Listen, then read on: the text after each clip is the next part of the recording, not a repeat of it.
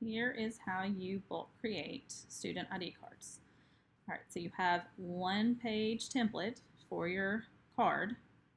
Then you go over here to the side to your apps and make sure you select bulk create.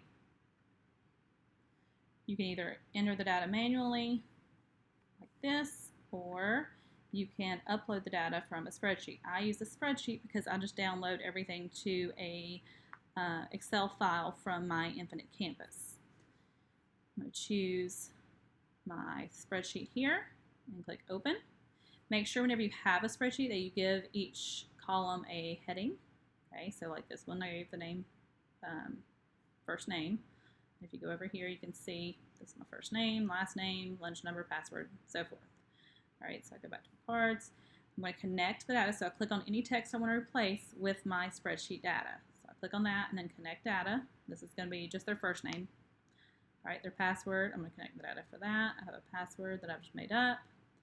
Okay, and actually at my school, their first name is, their username is their password. Their lunch number.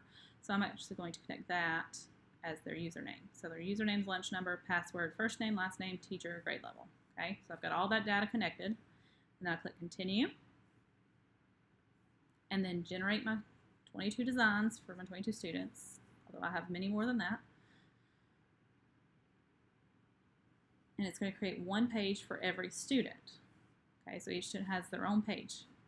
Now whenever I go to download it and print it, okay, so I've already downloaded this, my files. I'm going to open this file up.